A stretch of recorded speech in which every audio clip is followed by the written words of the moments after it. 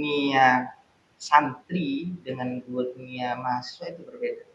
Jika kita menjadi seorang santri sekaligus mahasiswa, itu akan menambah wawasan kita, sehingga kita tidak cara berpikirnya tidak seperti santri kuno, tapi kita juga bisa berpikir modern, dituntut untuk hanya belajar doang, tapi kita juga harus dituntut untuk menyampaikan apa yang kita dapatkan di dalam proses belajar itu.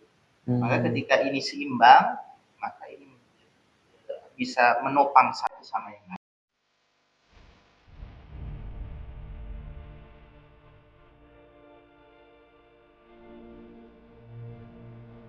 Oke, Assalamualaikum warahmatullahi wabarakatuh, seluruh sahabat Al-Hikam Channel dimanapun berada. Hari ini, Alhamdulillah kita masuk pada sesi pertama dalam konten yang insya Allah akan digarap kembali oleh Media Center Al-Hikam, yaitu TTS, Tanya-Tanya Ustadz. Hari ini kita telah bersama Ustadz Syaifullah MA. Beliau ini lulusan daripada STKK Al-Hikam Angkatan 4, dan juga menempuh pendidikan sarjana S2-nya, magisternya di Institut Ilmu Al-Quran Jakarta. Benar, Ustaz? Assalamualaikum, Ustaz. Apa kabar? Waalaikumsalam warahmatullahi wabarakatuh. Alhamdulillah, baik. Alhamdulillah. Jadi, Ustaz, tema kita pada hari ini yaitu kita akan membahas tentang bagaimana mengkondisikan atau merealisasikan menjadi seorang mahasiswa dan juga seorang santri. Karena kita ketahui sendiri Al-Hikam itu mahasiswanya adalah juga santrinya, sedangkan santrinya juga mahasiswanya, Ustaz.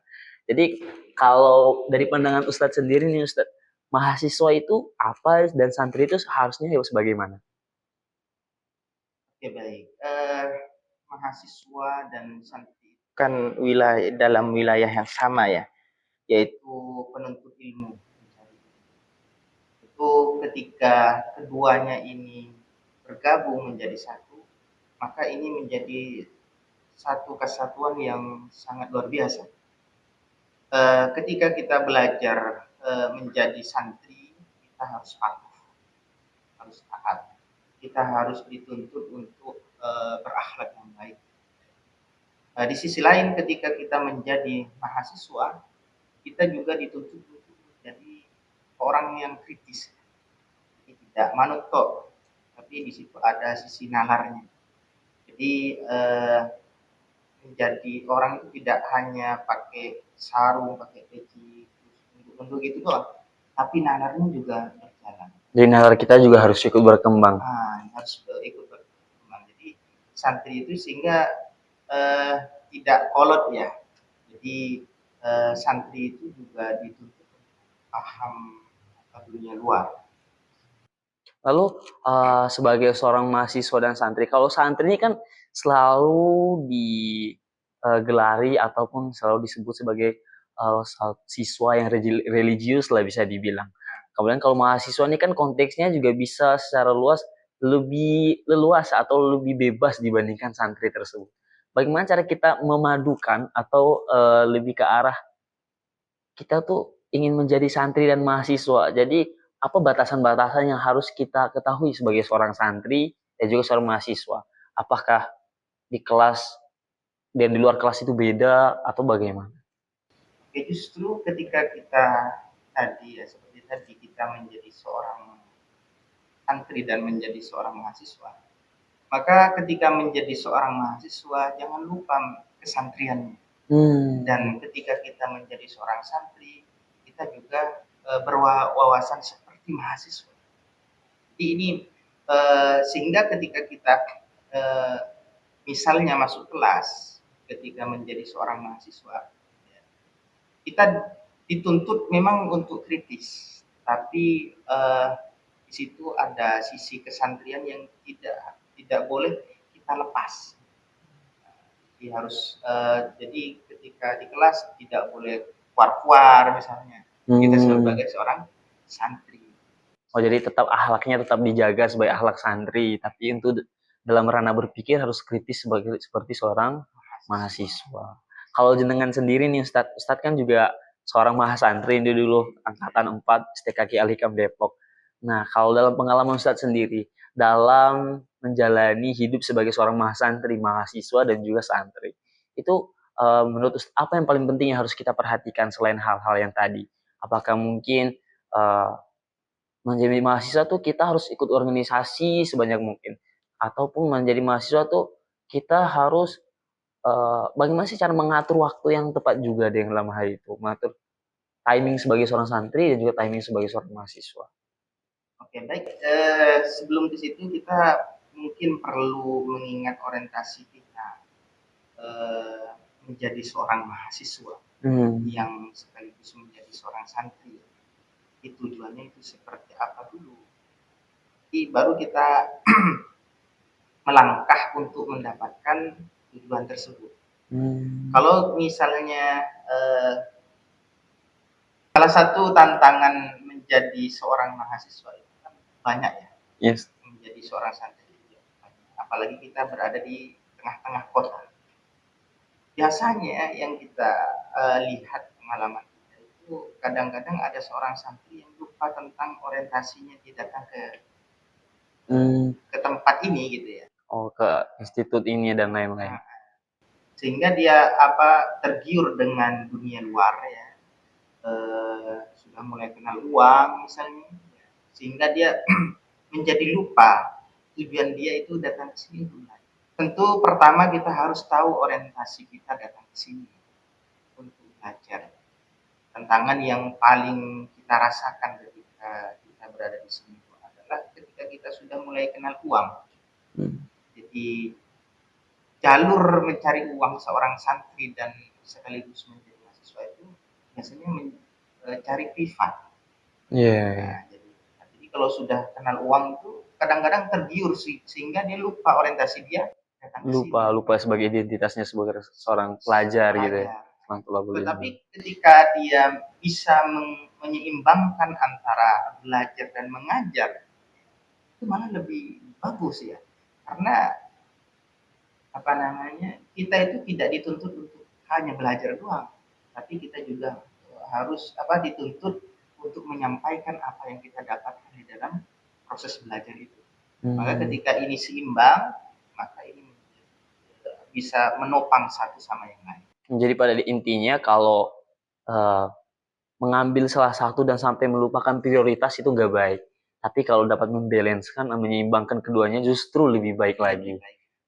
Kalau ini Ustaz, untuk Sekolah Tinggi Qiratul Quran Al-Hikam sendiri kan di sini ada PESMA, PESMI dan juga STKQ. Sedangkan yang PESMA, PESMI ini kita ketahui mereka adalah mahasiswa yang kuliah di Universitas Indonesia, di Universitas Pancasila dan lain-lain. Kalau STKQ sendiri kita untuk santri dan juga mahasiswa yang sekolah memang kuliah di sini, berkuliah di STKQ Al-Hikam ini dan juga sebagai seorang penghafal Quran. Adakah batas-batasan yang harus kita benar-benar perhatikan sebagai seorang penghafal Quran yang mahasiswa dan juga seorang santri? Soalnya banyak mungkin kita lupa karena sangat menjiwai kita, identitas kita sebagai mahasiswa, sampai kita tuh lupa kalau ternyata kita juga seorang penghafal Quran nih, kita harus mempunyai akhlak-akhlak menghafal Quran dan lain-lain. Mungkin ada tips dan trik yang mungkin Ustaz bisa sharing sama kita dan juga teman-teman mungkin pemirsa Al-Hikam Channel dimanapun mereka berada tentang bagaimana menjadi seorang mahasiswa atau mahasantri penghafal Quran berdasarkan adab-adab dan akhlak Al-Quran. Dalam konteks Al-Hikam ya, itu kalau menurut saya dengan adanya STKQ, adanya PESMA, PESMI, PESKI, itu menjadi peluang yang sangat luar biasa. Jadi tentu batasan harus ada.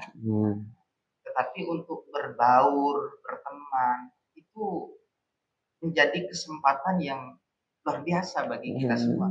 Karena salah satu tujuan ABA itu adalah menjadikan orang yang benar itu menjadi pintar dan menjadikan orang yang pintar itu menjadi bagaimana dia bisa menjadi orang yang benar. Sehingga ketika kita bergabung dengan mahasiswa yang PESMA, kita bisa banyak belajar dari mereka bagaimana dunia luar ya. Dan kita kan sebenarnya kita sebagai santri STKQ itu kita punya teks hafalan Al-Quran teks. pemahaman agama ya. Dan kita minim masalah pengalaman. Khususnya Nah, di luar daripada ranah pesantren ya mungkin ya Ustaz. Nah, ketika kita bergabung dengan mereka, maka kita akan nambah pengalaman itu dan menggabungkan antara teks dan pengalaman dengan konteks ya, sehingga kita bisa menjadi lebih sempurna lah ya di dalam berpikir. Jadi tidak hanya memandang dari sisi kesantriannya doang, tapi bisa dilihat dari bagaimana mahasiswa. Dan ini menurut saya sangat luar biasa ya, karena dunia santri dengan dunia mahasiswa itu berbeda. Jika kita menjadi seorang santri sekaligus mahasiswa, itu akan menambah wawasan kita, sehingga kita tidak cara berpikirnya tidak seperti santri kuno, tapi kita juga bisa berpikir modern. Ya sebenarnya banget. Nah, tapi kita harus tadi sebagai penghafal Al-Quran kita tidak boleh lupa bahwa kita adalah seorang menghafal Quran. Tentu jangan sampai pertemanan kita sampai jauh, kemudian kita melupakan kewajiban kita sebagai penghafal Al-Quran. Nah, jadi pada intinya tetap harus ada batasannya, tidak boleh. Nah, tapi Ustaz, sering kali nih terjadi untuk kalangan mahasiswa atau mahasiswa STKG sendiri dan juga PESMA-PESMI ini ada yang namanya sedikit bisa distilahkan seperti insecure gitu Ustaz. Kita sebagai anak STKG merasa bahwa wah anak-anak Universitas Indonesia atau mas-mas PESMA ataupun santri PESMI itu mereka pinter-pinter. Akhirnya kita mau menjalin komunikasi ataupun sedikit sharing atau buka forum lain itu terkadang kita merasa minder di situ. Dan mereka juga ketika saya sedikit tanya-tanya, mereka juga merasa minder sama kita karena menurut mereka kita nih seorang penghafal Quran, kita nih orang-orang yang alim atau soleha dan soleh. Jadi kalau dalam mengatasi hal ini, dua hal ini yang sering banget masih menjadi problematika di kalangan santri, PESMA maupun PESMI dan juga STKG. Mungkin ada sedikit saran ataupun tanggapan dari Ustadz mengenai hal ini? Ini seharusnya kita memulai dari diri kita sendiri dan memulai pola berpikir kita. Sebenarnya semua orang itu mempunyai potensi yang sama. Kita tidak boleh merasa rendah diri, tidak rendah hati dengan rendah diri. Yeah. Rendah diri itu kan dia merasa ketakutan, takut, khawatir, sehingga dia menimbulkan rasa was-was. Itulah dalam Al-Quran disebutkan walanabluwannakum syai'in minal khauf, disebutkan sebagai khauf itu pertama kali oleh Allah Subhanahu wa taala. Karena ketika orang itu merasa takut, maka hilanglah separuh kehidupan dia. Maka ketika seorang itu merasa takut, maka dia tidak akan bisa berkembang. Maka dari situlah harus ubah pola pikir. Dirubah pola pikirnya bahwa semua itu sama. Kita melihat orang lain itu gemerlap, ya, itu karena kita nggak tahu dapur dia. Sebenarnya pasti dia juga mempunyai problem yang sama ya, yang tidak mereka tampakkan. Ya, yang tidak mereka perlihatkan ya. Apalagi sekarang itu kan untuk menjadi seperti dia itu banyak cara ya. Kita belajar itu sekarang sudah banyak cara, nggak hanya bisa cari buku-buku, tapi bisa kita lihat di YouTube dan mungkin pertanyaan terakhir nih Ustadz untuk sesi kali ini. Bagaimana kita sebagai orang mengatasi pola pikir mahasiswa atau mahasantri yang terkadang selalu khawatir dengan apa yang akan datang?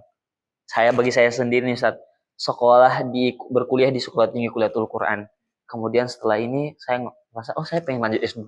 Setelah itu, wah saya harus ngapain nih? Terkadang tuh banyak terjadi di generasi-generasi kami, mungkin generasi milenial atau generasi Z, itu yang merasa atau krisis, kehilangan identitasnya, ataupun masih bingung apa yang akan dia lakukan setelah lulus daripada perkuliahan.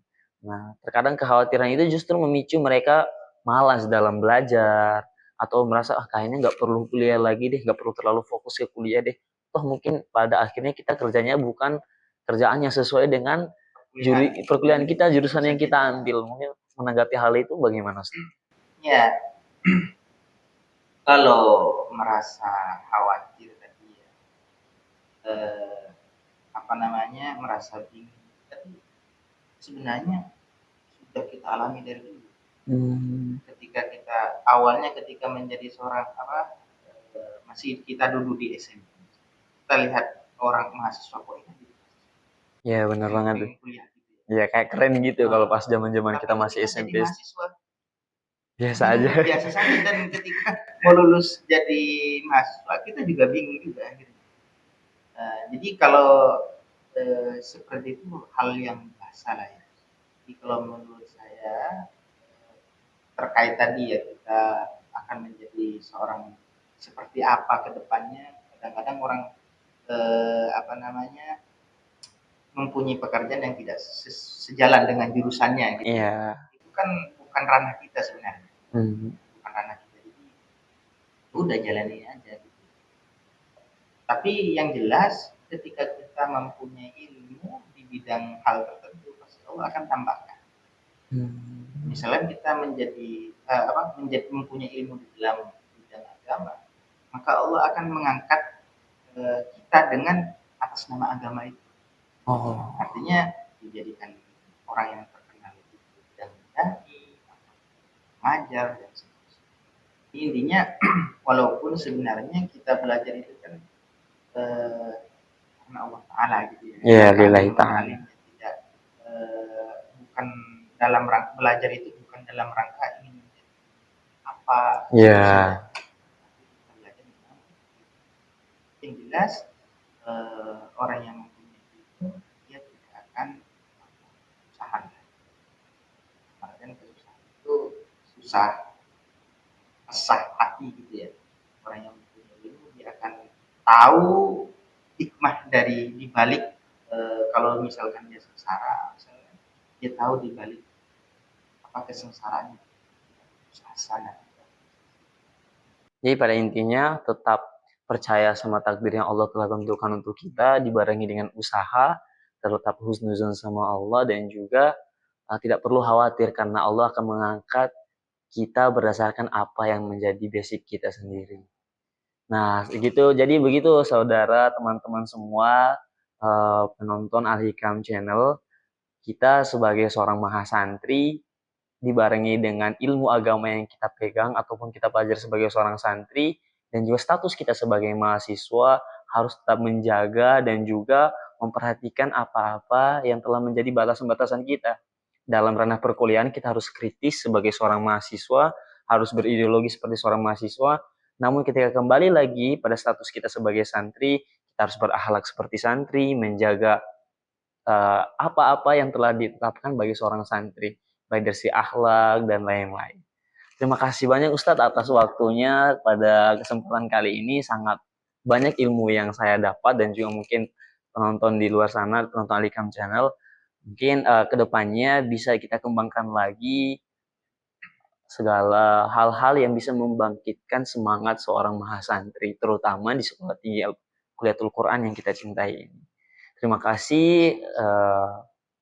Mohon maaf untuk segala hal-hal yang kurang berkenan ataupun kurang pas di telinga ataupun tutur kata yang salah dari kami. Dari Ustadz juga, saya sebagai mahasiswa, mahasantri ini banyak memiliki pencerahan tersendiri setelah mendengar beberapa jawaban-jawaban dari Ustadz ini. Allahumma musta'an. Wabillahi taufiq wal hidayah. Wassalamualaikum warahmatullahi wabarakatuh.